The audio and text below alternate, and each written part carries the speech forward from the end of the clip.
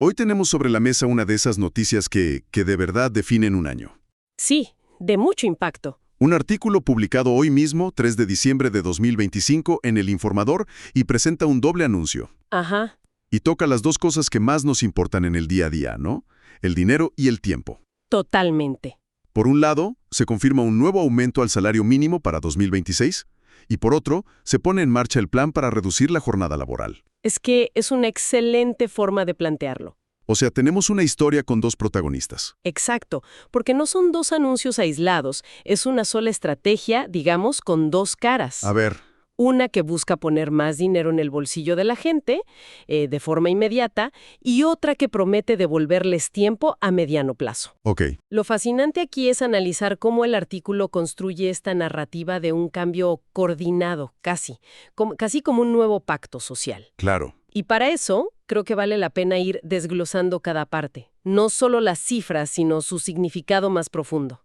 Empezando por lo que se va a sentir primero, ¿no? El aumento salarial. De acuerdo, empecemos por el dinero. El titular habla de un incremento del 13% al salario mínimo general. 13%. Ahora, 13% suena bien, pero con la inflación que hemos visto en los últimos años, la pregunta obligada es, ¿este es un aumento que realmente cambia las reglas del juego o es más bien un ajuste para no quedarse atrás? Es la pregunta correcta. Y para responderla, hay que ver los números absolutos. A ver, Según el artículo, a partir del 1 de enero de 2026, el salario mínimo general pasa de 278.80 pesos a 315.04 pesos diarios. 315 pesos. Esto llevado al mes son 9.582.47 pesos.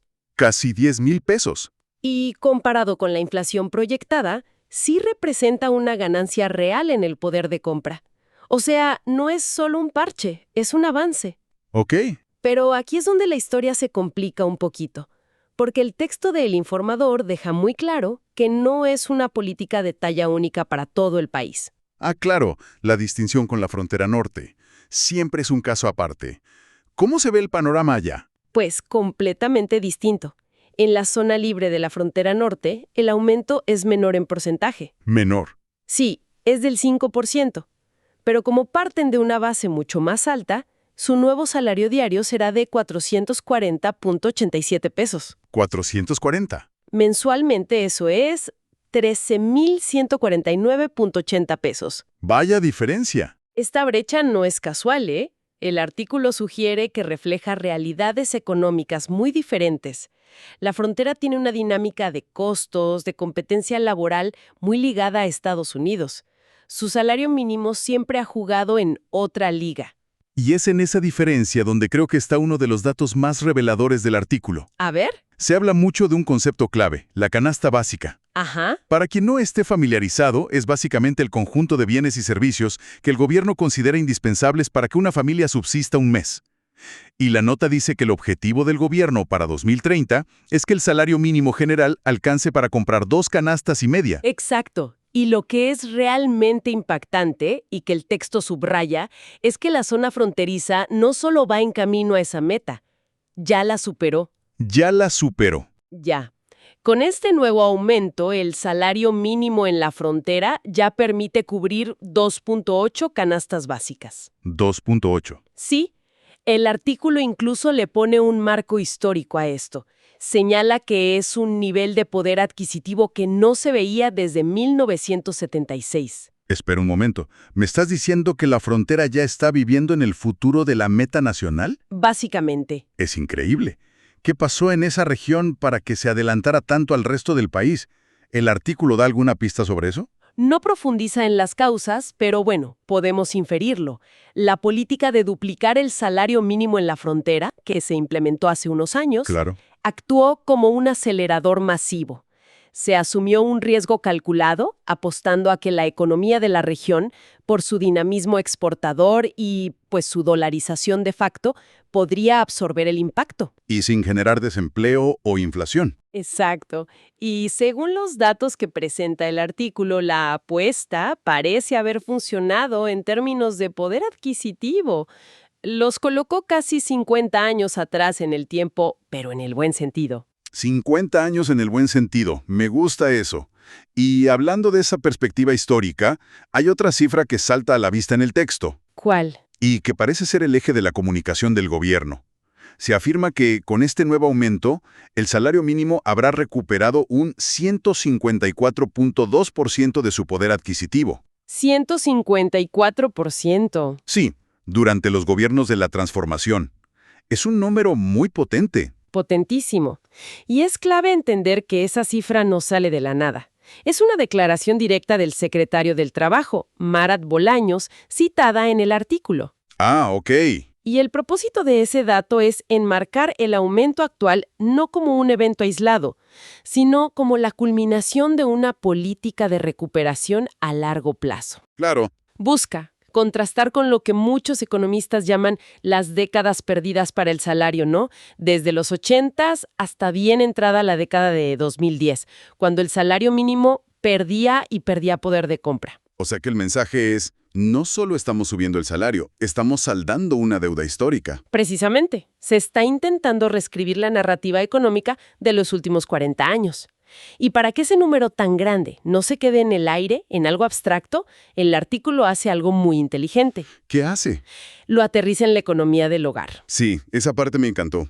Traduce los porcentajes a comida. Justo. Menciona que con el nuevo salario diario de 315 pesos, una familia podría comprar, por ejemplo, 7.1 kilos de frijol, 7 kilos de frijol, o 6.5 kilos de huevo, o casi 15 kilos de tortilla. 15 kilos de tortilla. Esos son los ejemplos que realmente conectan con la gente, porque nadie paga la renta con un porcentaje. La pagas con lo que te sobra después de ir al mercado. Es una forma brillante de comunicar el impacto. Pasar del dato macroeconómico a los kilos de tortilla es lo que hace que la política pública se sienta real. Claro, muestra el efecto directo en la despensa, que al final es el verdadero termómetro del bienestar para la mayoría. Es la prueba tangible de que ese 154.2% no es solo un eslogan. Totalmente. Y si el aumento salarial es el impacto directo en el bolsillo, el otro anuncio es igual de profundo, porque busca cambiar algo que a veces es más valioso que el dinero. Nuestro tiempo. Nuestro tiempo. Hablemos de la jornada de 40 horas. Aquí es donde la conversación se mueve de lo inmediato a lo estructural, y el artículo es muy cuidadoso en usar una palabra clave para describir este cambio: gradual. Gradual. Se asegura de que quede claro que no vamos a despertar el 1 de enero trabajando 8 horas menos a la semana. Es un proyecto de sexenio. Suena bien en teoría, pero gradual es una palabra que puede significar cualquier cosa. Claro. Puede ser rápido o puede ser eterno. ¿El artículo da alguna pista sobre cómo podría ser esa implementación en la práctica? Ahí está el diablo en los detalles, y el artículo no los proporciona, pero sí enfatiza el método. El método. ¿Sí? La presidenta Claudia Sheinbaum, según la nota, instruyó crear una ruta de implementación en conjunto con todos los actores. Ok, con todos. Y esto nos lleva a otra palabra que se repite como un mantra a lo largo del texto: consenso. ¿Ah, sí? Se habla de un consenso unánime y un diálogo permanente entre trabajadores, sindicatos y empresarios. Unanimidad.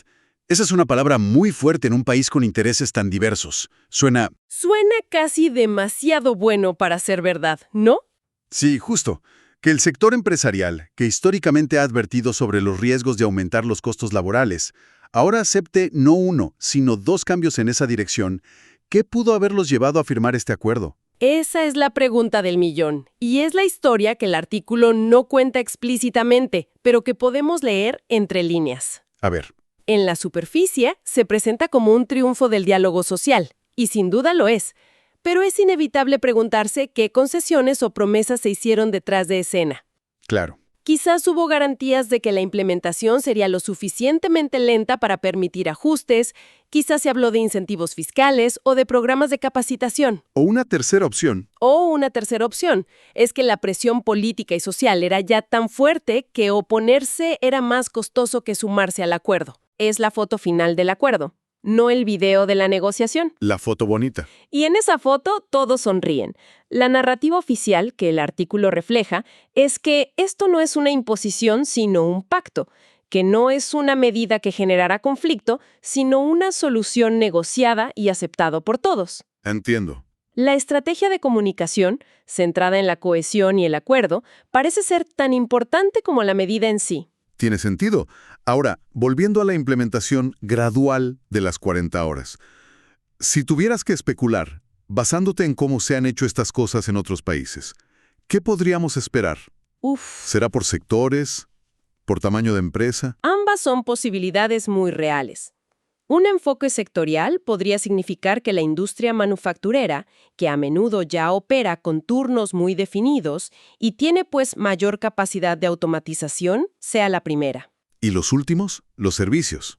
Probablemente, el sector servicios, especialmente turismo o restaurantes, donde las horas de trabajo están directamente ligadas al servicio, podría ser el último. ¿Ok? Otra vía es por tamaño de empresa. Darles a las pequeñas y medianas un periodo de gracia de varios años, mientras que las grandes corporaciones tendrían que implementarlo más rápido. Claro. El desafío, y esto sí es un tema de fondo, será cómo lograrlo sin que se pierda productividad o se dispare el trabajo informal. Claro, porque para una gran empresa es un ajuste, pero para la tienda de la esquina o un pequeño taller, reducir las horas sin reducir las ventas puede ser un desafío monumental. Monumental. Y eso nos lleva al panorama completo. Si juntamos las piezas que nos da el artículo, vemos una estrategia de dos velocidades. A ver, ¿cómo? Un beneficio inmediato y tangible con el aumento salarial que se siente desde el primer día de pago de 2026. Ok. Y un beneficio a mediano plazo, más estructural y complejo, con la promesa de más tiempo libre que se irá materializando a lo largo de los próximos años. Es una combinación de gratificación instantánea y una visión de futuro. Una visión de un futuro con más poder de compra y más tiempo libre. Suena como el objetivo ideal de cualquier política laboral, la verdad. Sin duda. Y si unimos todos los puntos, lo que el artículo describe es una política que ataca dos frentes del bienestar. ¿Dos frentes? Por un lado, el económico, con la recuperación del poder adquisitivo. Por otro, el de la calidad de vida, con la reducción del tiempo de trabajo. Bienestar económico y bienestar personal. Justo. Y el énfasis constante en el acuerdo y el consenso busca presentar estas medidas no como una simple decisión de gobierno, sino como un pacto social refrendado por las fuerzas productivas del país. Es la búsqueda de una visión integral del progreso laboral. Bien para ir aterrizando todo lo que hemos analizado de la nota del informador. Venga. A partir del 1 de enero de 2026, el salario mínimo general en México sube un 13% a 315.04 pesos diarios. ¿Correcto? Mientras que en la frontera norte sube un 5% a 440.87 pesos. Así es. Y simultáneamente se inicia una transición gradual y consensuada hacia la semana laboral de 40 horas, que se implementará a lo largo del sexenio. Así es. Y creo que la idea central con la que nos deja el artículo no son solo esas cifras, sino la narrativa que las envuelve. La narrativa. Es una narrativa de reparación histórica, de recuperar el poder de compra perdido con metas claras como la de las 2.5 canastas básicas. ¿Ok? Y es una narrativa de modernización, de alinear las condiciones laborales de México con las de otros países de la OSD. Claro. Todo, y esto es lo más importante del texto, enmarcado en un supuesto consenso. Los ejemplos de los kilos de tortilla son el ancla que conecta estos grandes objetivos con la vida diaria. El artículo se centra, lógicamente, en celebrar el acuerdo, pero toda gran reforma tiene riesgos, desafíos no mencionados.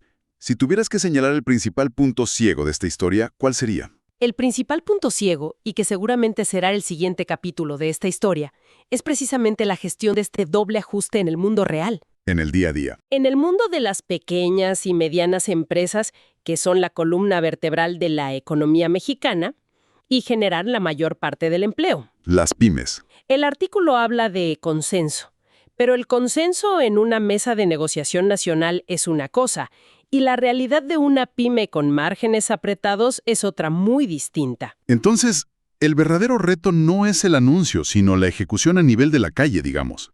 Exacto. Corremos el riesgo de que, si no se gestiona bien, esto pueda tener efectos no deseados, como un aumento de la informalidad si las empresas formales no pueden costearlo.